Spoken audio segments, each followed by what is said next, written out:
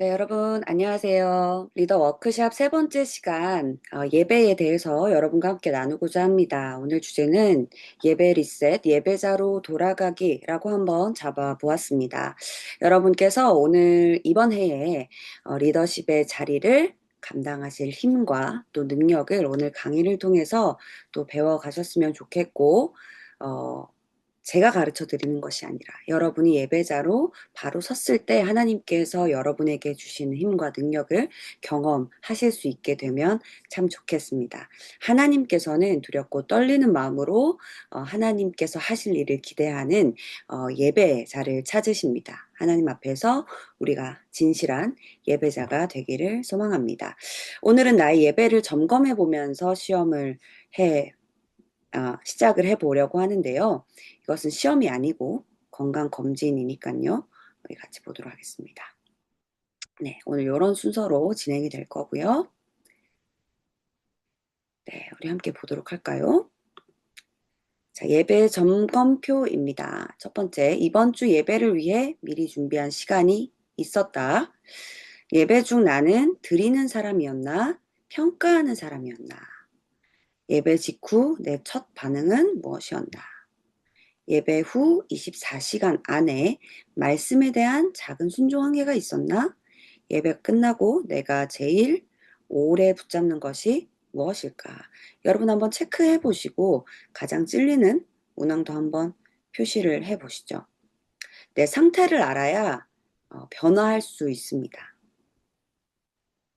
자, 여러분 스스로 매겨보셨나요, 점수를? 이 점검표는 어떻게 보면 여러분 회복의 지도예요. 이제부터 성경에 대해서 성경이 예배를 어떻게 얘기하고 있는지, 각 학자들이 예배를 어떻게 말해주고 있는지 우리가 알려줄 텐데, 이것들은 모두 우리가 다시 예배로 돌아갈 수 있는 길을 알려주는 표지판이 되어줄 것입니다. 그러면 우리 이제 본격적으로 한번 시작을 해보도록 하겠습니다. 자, 구약에서의 예배의 단어인데요.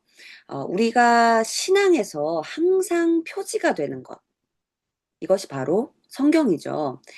그래서 오늘도 예배에 대해서 성경이 어떻게 말하고 있는지를 먼저 알아보고자 합니다.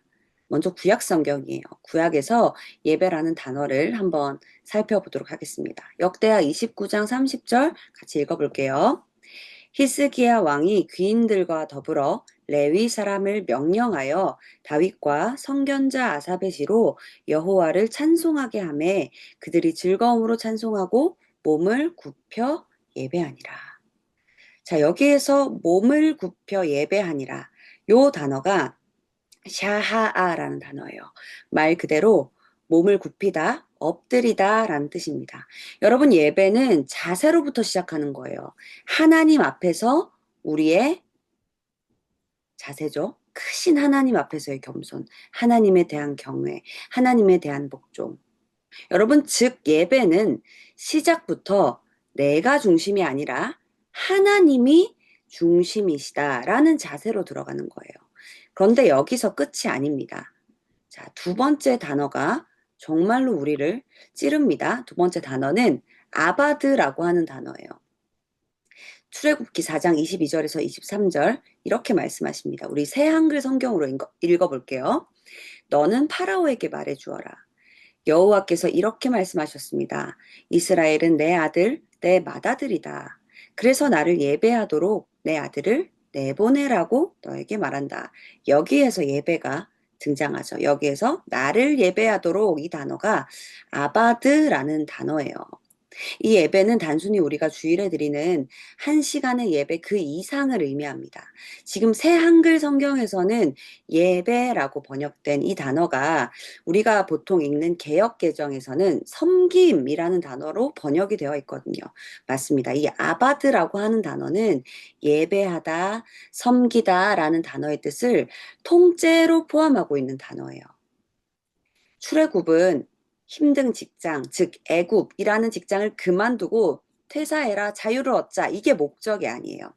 출애굽에 핵심은요, 주인을 바꾸던 거예요. 바로를 아바드하던 삶에서, 바로를 섬기던 삶에서, 바로를 예배하던 삶에서 하나님을 아바드하는 삶으로, 하나님을 섬기는 삶, 하나님을 예배하는 삶으로 주인이 바뀌는 거죠. 여러분, 세상의 질서를 따라 살 것인가, 하나님을 따라 살 것인가를 우리에게 도전하는 거예요.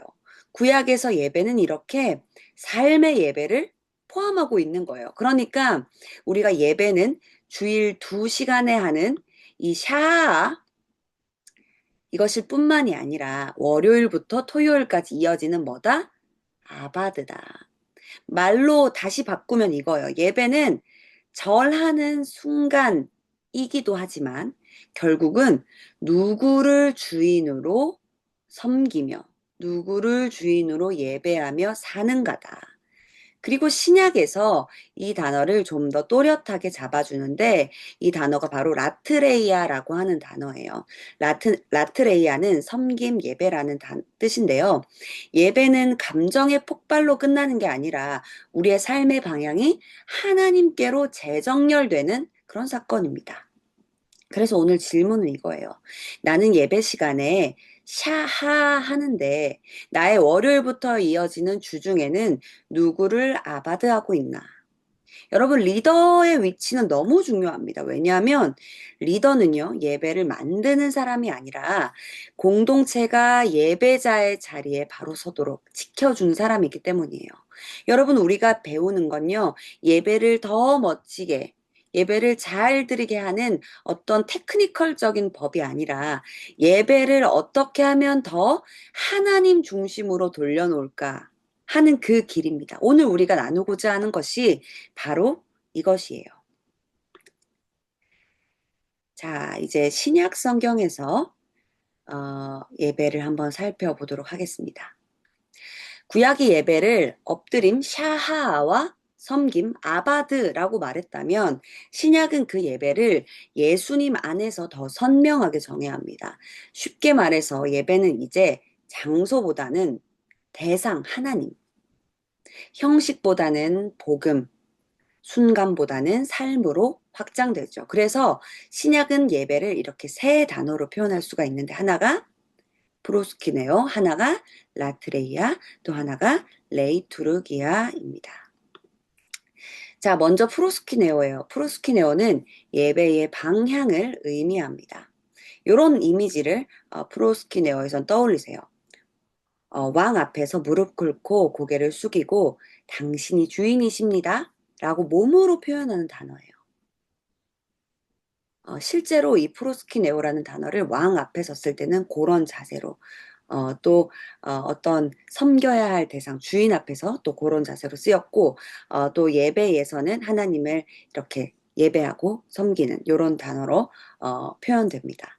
요한복음 4장에서 사마리아 여인이 이렇게 얘기하죠. 예배는 그리심산에서 드리나요? 아니면 예루살렘에서 드리나요? 맞아요. 장소에 대한 논쟁이었습니다. 그런데 예수님께서 이렇게 말씀하시는 거예요. 장소가 핵심이 아니야. 장소가 핵심이 아니야. 우리 한번 요 말씀 읽어볼까요? 하나님은 영이시니 예배하는 자가 영과 진리로 예배할지니라. 아멘. 장소가 핵심이 아니야. 아버지께 예배하는 사람이 중요해. 아버지께 예배하는 사람. 그 예배는 무엇으로 드려야 돼? 영과 진리로. 그래서 예배 핵심은 어디에서 드리느냐가 아니에요. 아버지께라고 하는 누구에게 드리느냐 하는 대상. 그리고 어떻게 드리느냐? 영과 진리로 드린다. 여러분, 영과 진리는 무엇이에요? 영으로 드리는 거. 감정으로가 아니라 성령 안에서 마음 깊은 곳에서 진짜로 하나님께 가는 예배. 진리로 내 기분, 내 취향이 아니라 뭐예요? 내 상상으로 만든 하나님이 아니라 하나님 자신, 하나님께서 자신을 어떻게 드러내셨나. 드러내신 그대로를 예배하는 것이죠. 여러분, 이 프로스키네오 한다는 것은 찬양을 할 때도, 말씀을 들을 때도, 헌금하거나 기도할 때도, 그리고 일상에서도 이거예요. 나는 하나님을 주인으로 프로스키네오 하고 있나, 모시고 있나를 묻는 단어이죠. 자, 이제 다음 단어, 라트레이아는 하나님께 드리는 예배적 섬김을 말합니다. 로마서 12장 1절에서 이렇게 이야기해요. 바울이 읽어보겠습니다. 그러므로 형제들아 내가 하나님의 모든 자비하심으로 너희를 권하노니 너희 몸을 하나님이 기뻐하시는 거룩한 산 제물로 드리라. 이는 너희가 드릴 영적 예배니라. 원래 이 라트레이아라는 단어는 성전 예배 봉사라는 단어의 뜻을 가지고 있어요. 그런데 바울이 너희 몸을 산 제물로 드리라. 이것이 너희의 영적 예배, 로키케 라트레이아다. 이렇게 얘기하는 거예요. 자, 성전 안에서 이거를 국한시키던 단어가 이제는 끌어내온 것이죠. 예배를 성전 안에서 제사장의 일에서 꺼내어서 그리스도인 전체의 몸으로 살아내는 삶으로 확장을 시키는 겁니다. 바울의 말대로라면 예배의 진짜 본편은 우리의 일상, 월요일부터 시작되는 이 일상이 우리가 영적인 예배를 드릴 수 있는 시간이라고 하는 것이죠. 우리가 구약에서도 삶의 예배가 너무나도 중요하다고 얘기했지만 신약도 더 분명하게 우리의 삶으로 드리는 영적 예배에 대해서 더 이야기를 하고 있습니다. 자, 마지막 단어는요. 레이투르기아입니다.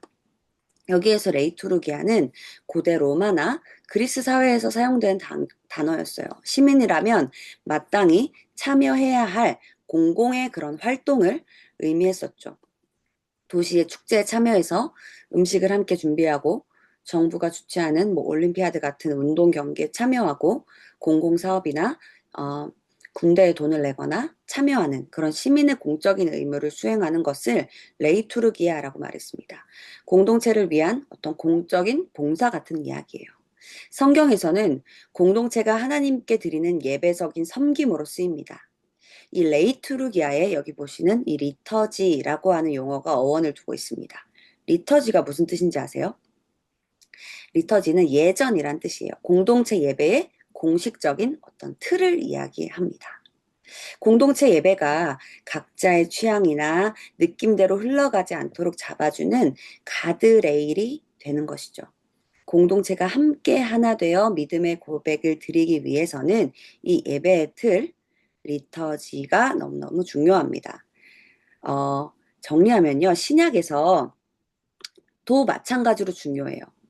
이 월십, 하나님을 가장 가치 있게 높여드리는 거, 이 프로스키네오랑 가장 잘 알맞은, 잘 붙는 단어인 워십이라는 단어. 하나님을 가장 가치 있게 높여드리는 것. 다시 말해서 하나님을 주인으로 모시는 것. 그리고 공동체가 이 함께 믿음의 고백을 드리고, 그리고 이 예배가 어떻게 해요? 주일 예배를 넘어서서 개인의 삶까지 이어져야 함을 이 프로스키네오, 라트레이아, 레이투르기아라고 하는 이 신약 성경에서의 예배의 단어가 아주 잘 설명해 주고 있습니다. 자, 이제 예배 학자들의 말을 빌려서 예배에 대해서 더 자세하게 알아보도록 하겠습니다. 개혁교회 예배학자예요. 이 로버트 웨버는 아주 예배학자 중에 저명한 학자고요. 로버트 웨버는 예배를 이렇게 얘기합니다. 자, 첫 번째, 예배란 주로 위에서 내려오는 행동이다. 다른 무엇보다도 예배란 우리를 향한 하나님의 행동이다. 자, 여러분 너무 놀랍지 않습니까? 항상 우리가 예배를 뭔가 우리가 드리잖아요. 우리가 뭔가 준비해서 예배를 드려요. 그런데 이 학자는 이렇게 얘기하죠. 주로 위에서 내려오는 행동이다.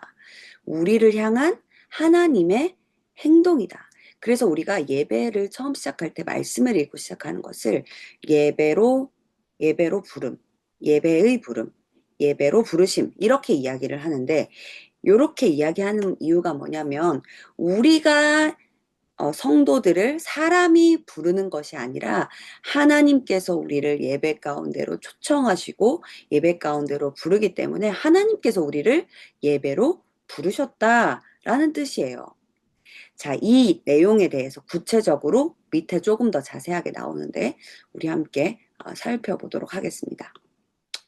자, 예배는 우리에게 주시는 하나님의 선물이다. 그렇죠. 예배라는 것이 하나님께서 우리에게 하시는 행동이기 때문에 하나님께서 우리를 향하셔서 무언가 주시기 위한 행동이기 때문에 이것은 하나님의 선물이에요. 좀 더 구체적으로 예배 중에 하나님은 우리에게 내려오셔서 임재하신다. 하나님께서 우리에게 오셔서 직접 주시는 거예요. 어떤 걸 주시느냐? 말씀과 식탁에 예수 그리스도를 전해준다. 여러분, 말씀과 식탁의 예수 그리스도.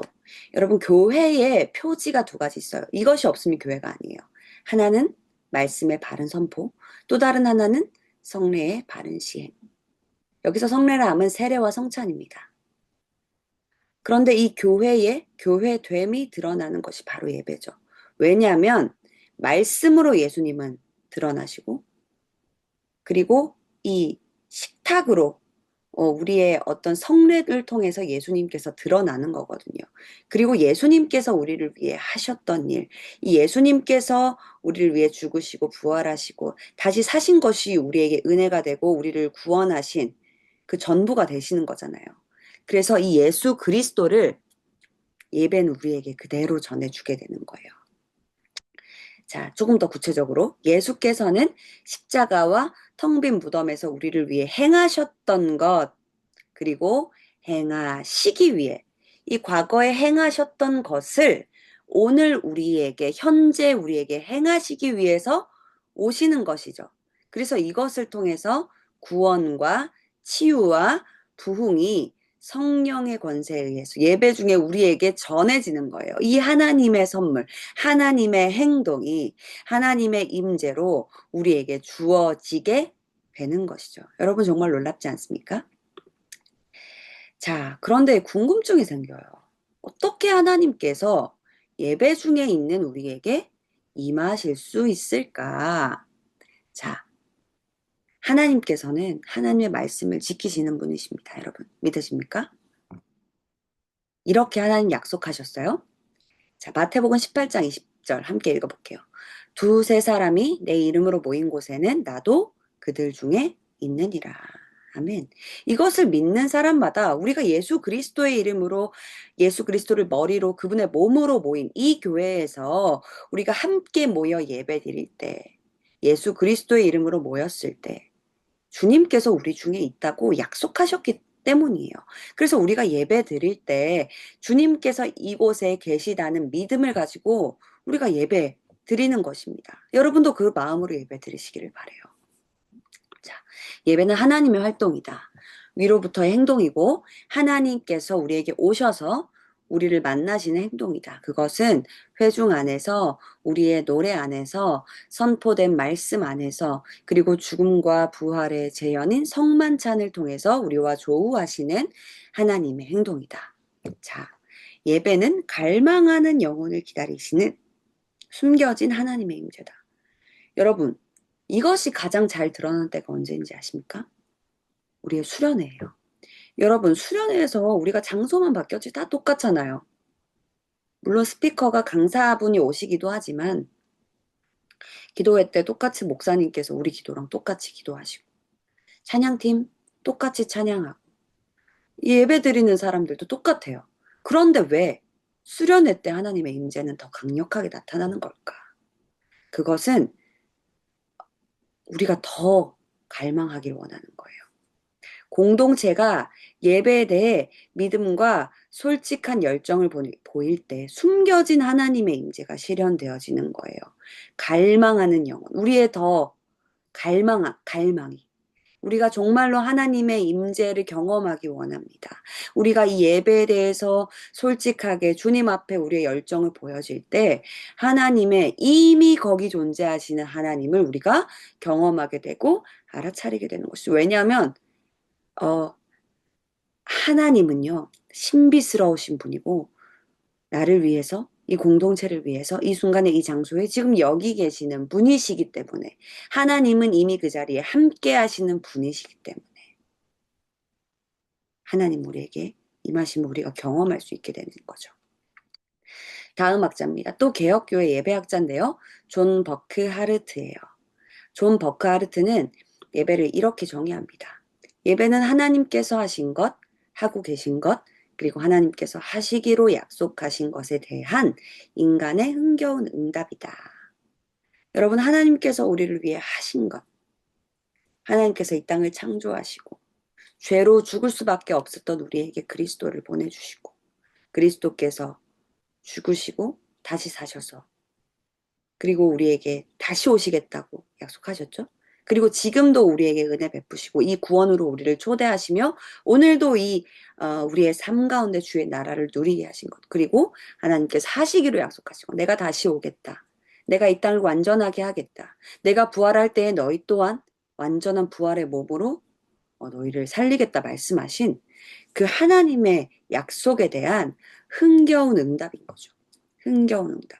주님의 구원하심 앞에서 죄인된 우리는 이 흥겹게 응답할 수밖에 없습니다. 그래서 인간이 드리는 예배는 첫째, 하나님께 대하여 그 하나님께서 하신 말을 인정하고 감사하고 숭모하고, 둘째, 하나님께서 하신 일을 기념하고 재현하고, 이것이 잘 되어 있는 것이 또 예배 가운데 성만찬 같은 게 될 수 있겠죠. 셋째, 하나님께서 하신 일을 선포하고 알리는 것이 예배 내용이다. 우리가 설교를 통해서 선포하죠. 찬양을 통해서 선포하죠.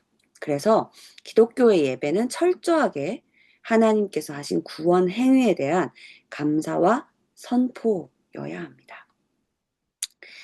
여기에서 조금 우리가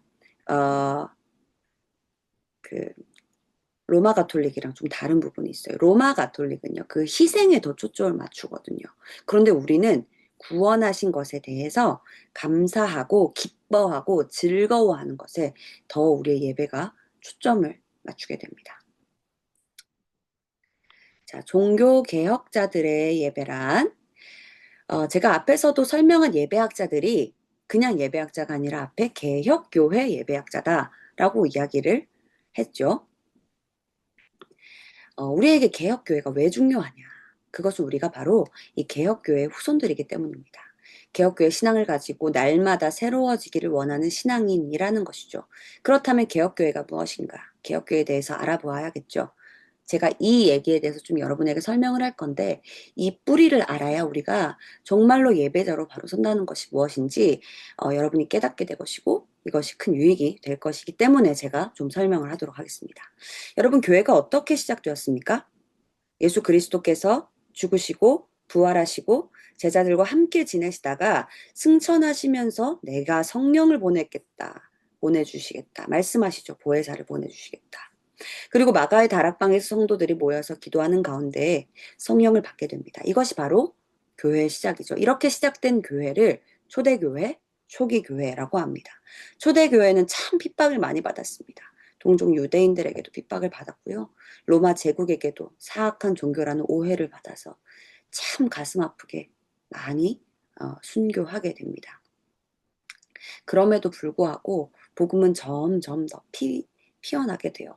핍박을 받으니까 다른 곳에서 또 전하고 또 다른 곳으로 넘어가서 전하고 또 전하게 되죠. 그리고 313년에 밀라노 칙령에 의해서 기독교는 공인 종교가 되었고 380년 테살로니카 칙령으로 기독교는 로마의 국교가 되었습니다. 그런데 이 로마 제국에서 기독교가 공인되고 국교가 되면서 교회는 한순간에 어떻게 보면 숨어서 모이는 공동체에서 제국 규모의 제도가 되는 것이죠. 여러분, 이게 무조건 나쁜 건 아니에요. 장점도 있습니다. 예배가 표준화되고 그리고 이단도 정리가 되고 공동체가 안정되고 무엇보다도 사람들이 이제 주님을 드러내고 믿을 수가 있게 되죠. 그런데 문제도 같이 커져요. 뭐예요? 교회가 커지면 예배가 복음을 중요시하던 것에서 이제 관리를 중요시하는 것으로 기울어지게 돼요. 쉽게 말하면 예배가 하나님께 드려지는 자리에서 점점 사람들에게 구경하는 어떤 행사처럼 느껴지기도 했던 것이죠. 정말로 예배하는 한 사람 한 사람이 중요하던 곳에서 이제 이 사람 왔나? 안 왔나? 우리의 교세는 어떤가? 이런 것들이 중요하게 느껴지는 거예요. 회중이 관중이 되게 되는 겁니다. 여러분, 중세로 가면서 이 흐름은 더 굳어져요. 당시에 성경이 라틴어로 쓰여 있었습니다. 예배도 라틴어로 드렸어요. 대부분의 백성들은 문맹률이 아주 높았고 성경이라고 하는 것은 오직 사제들만 읽을 수 있었습니다. 그래서 사제들이 말씀을 어, 전해준다든지 풀어준다든지 이런 것들이 거의 이 사람들의 믿는 신앙의 전부였어요. 이 사람들이 무엇이라고 얘기하는 것이 성경에 하나님이 그렇게 말씀하시는 거구나. 이게 바른 신앙이구나 생각했어요. 그래서 여러분 교회 미술 작품이 많은 이유가 글씨를 모르는 사람들에게 성경에 대해서 알려주기 위해서 미술 작품이 아주 많은 겁니다. 여러분 이렇게 어, 힘들게 흐름이 가는 것에 십자군 전쟁도 한몫하게 되는데요. 이슬람 세력이 예루살렘 쪽에 생기게 됩니다. 그런데 성지를 순례하던 사람들이 어려움을 겪게 되자 이 성지의 탈환을 위해서 십자군 전쟁을 로마 가톨릭 교회가 일으키게 됩니다. 약 200년 동안 계속된 이 십자군 전쟁은 1차부터 8차까지 전쟁이 있는데 이 1차 전쟁을 제외하고는 거의 패전하게 되었거든요. 교회가 전쟁을 어떻게 보면 영적으로 정당화하게 돼요. 영적인 보상을 약속합니다.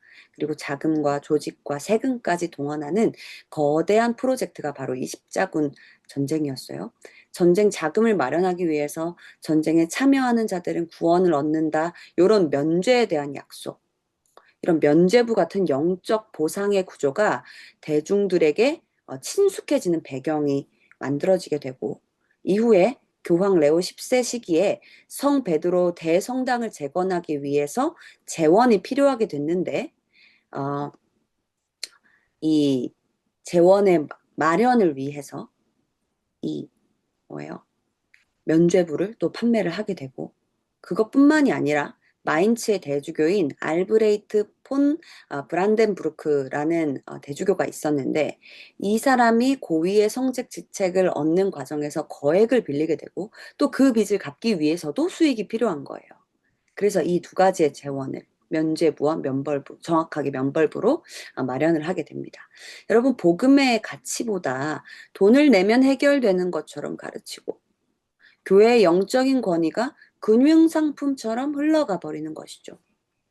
그리고 교회 내에서도 이러한 것들의 문제를 제기하는 사람들이 생겨나기도 했지만 그 즉시 이단으로 몰려서 순교하기도 했습니다. 독일의 비텐베르크 교회의 신학 교수이자 신부였던 마틴 루터는 말씀을 붙들고 씨름하면서 한 가지를 분명하게 확인해요. 구원은 돈으로 사는 것도 공로로 쌓는 것이 아니라 오직 믿음으로 받는 하나님의 선물이다. 그리고 1517년 10월 31일 그는 비텐베르크 교회 문 앞에 95개조 반박문을 게시하고 공개적으로 문제를 제기합니다. 이 사건이 촉발점이 되어서 종교개혁의 불길이 걷잡을 수 없이 퍼져나가게 되는 것이죠. 이 사람만 있었던 게 아니에요. 독일에서 비텐베르크에서 마틴 루터와 그리고 필립 멜랑이톤이, 스위스 쥐리히에서는 울리 쯔빙글리와 하인리 블링거가, 스위스 제네바에서는 장 깔뱅, 기온 파렐, 테오드르 베자가, 로잔에서는 피에르 비레가, 프랑스와 독일의 경계권에 있었던 이 스트라스부르에서는 마르틴 부처가, 프랑스에서는 위구노들이 목숨을 걸고 교회와 신앙을 다시 세워나가기 위해서 노력해요. 그리고 이때 인쇄술이 발달하면서 성경을 자국어로, 모국어로 번역을 해줍니다. 그리고 그것을 일반 민중들에게 알리게 되죠. 여러분, 우리가 생각할 때 종교개혁하면 뭔가 인문개혁처럼 편안하게 생각할 수도 있겠지만 사실은 이건 전쟁이거든요. 당시의 영주나 도시의 대표들이 우리는 로마 가톨릭을 택한다. 혹은 개혁교회를 택한다 하면 그 도시 전체가 그걸 선택했거든요. 이것 때문에 도시 간의 전쟁도 계속해서 일어났고요. 정말 목숨 걸고 지킨 유산이 바로 개혁교회이고 바로 우리인 것이죠. 여러분, 종교개혁자들이 바꾸려 했던 것은 단순히 교회의 어떤 운영 방식, 예배 방식이 아니라 복음이 흐려진 자리에 다시 복음을 중심에 세우는 것이었어요. 다시 처음으로 돌아가자. 초대교회로 돌아가자. 그것이 바로 종교개혁이었습니다. 종교개혁자들이 공통적으로 생각하는 파이브 솔라 슬로건이 있습니다. 그것이 바로 이건데요. 오직 그리스도로. 솔루스 크리스투스, 오직 믿음으로 솔라 피데, 오직 은총으로 솔라 그라티아, 오직 성경으로 솔라 스크립투라, 오직 하나님의 영광을 위하여 솔리데오 글로리아. 그리고 그들은 생각했어요. 인간적인 노력이나 공로를 통해서 구원을 얻는 것이 아니라 그리스도를 통한 하나님의 초청으로 우리가 구원을 얻었다. 따라서 삶 속에서 무엇을 하는 것은 구원받은 하나님의 자녀로서 감사하면서 살아가기 위한 것이다. 그래서 삶으로 드려진 예배를 정말로 중요하게 생각했습니다. 성경에서 삶으로 드려진 예배는 구약부터 나온 것이잖아요. 그렇죠? 그리고 신약으로 이어지잖아요. 얼마나 성경적입니까? 여러분, 우리는 목숨을 걸고 지켜낸 믿음의 유산을 받은 사람들입니다. 우리의 예배가 오직 그리스도로, 오직 믿음으로, 오직 은총으로, 오직 성경으로, 오직 하나님의 영광을 위하여 있고 삶으로 드려지는 예배로 이어질 수 있기를 바랍니다. 자, 우리가 지금까지 예배를 여러 각도에서 봤습니다. 단어로도 보고 구약과 신약에, 그리고 전통의 언어로도 보고 워십과 리터지, 그리고 역사와 학자들의 관점으로도 봤습니다. 그런데 여기서 중요한 거는 정보가 늘었다, 내가 알게 된 게 많다, 이것이 아니라 이것이 예배라는 것이 결국은 누구를 위한 일인가, 누구의 일인가, 누가 하시는 것인가를 알아야 돼요. 여러분, 예배가 우리가 분위기 잘 만들어서 하나님을 움직이게 하는 시간이 아니라 삼위 하나님께서 주도하시는 시간이에요. 그래서 마지막으로 예배를 세 가지 원리로 정리해 보려고 합니다. 첫 번째, 예배는 예수 그리스도의 승리를 선포하고 그 승리 안으로 우리를 다시 초대하는 시간이에요. 둘째, 예배에서 성령은 그리스도의 구원과 치유의 권세를 우리에게 실제로 적용하고 계십니다. 그리고 셋째로 우리는 그 임재를 선물로 받고 그 결과로 우리는 하나님을 높이고 영광 돌리게 됩니다. 즉 예배는요, 내가 뭘 해내는 시간이 아니라 그리스도께서 이루신 승리를 성령께서 적용하게 하셔서 하나님께 영광으로 흐르게 하는 시간이라는 거예요. 예배는 내가 하나님께 뭔가를 증명하는 시간이 아니라 삼위 하나님이 나를 다시 살리고 세우는 시간입니다. 그러니까 예배는 내가 뭘 해냈냐가 아니라 하나님이 무엇을 하셨고 지금 무엇을 하고 계시고 나는 어떻게 응답할 것인가의 자리예요. 여러분, 이제 마지막으로 한 가지 도전을 드리기 원합니다. 주일의 예배자로서 우리는 하나님 앞에 더 깊이 엎드려야 합니다. 그리고 평일에도 예배자로서 우리는 삶으로 그분을 섬겨야 합니다. 예배당에서만 예배자가 아니라 월요일부터 토요일까지의 예배도요. 우리의 가정과 우리의 직장과 우리의 학교에서 하나님께 드려지는 예배를 드리는 예배자가 되기를 원합니다. 여러분, 오늘 배운 단어를 요약하면 이거예요. 주일에는 샤하 엎드리고요. 프로스키 네오 하고요. 평일에는 아바드 하자. 여러분, 이거 두 개만 살아도요. 우리의 예배가 달라지고 우리의 예배로서의 삶이 달라질 거예요. 여러분, 우리는 리더입니다. 여러분이 예배자로 바로 서면 청년 공동체 예배도 바로 서게 될 것입니다. 하나님이 여러분을 통해서 예배를 새롭게 하실 거예요. 우리에게 예배는 끝이 아니라 시작입니다. 하나님께서는 오늘도 우리를 만나시고 우리를 세상으로 보내시고 그 보내심의 자리에도 함께 하십니다. 예배자로 살기 위해서 다시 삶의 예배로 나아갑시다. 주님께서 하실 것입니다. 우리도 그 주님의 부르심에 순종할 수 있기를 바랍니다. 네, 강의는 오늘 여기까지가 끝이고요. 우리 소그룹 나눔 함께 보시면서 우리 이 질문 보시고 또 작성도 한번 해보시고 각 담당자 교역자에게 제출하시면 되겠습니다. 또 다음 시간에 있을 우리 강의에 대해서도 기대해 주시기를 바랍니다. 그럼 여기까지 마치도록 하겠습니다. 수고하셨습니다.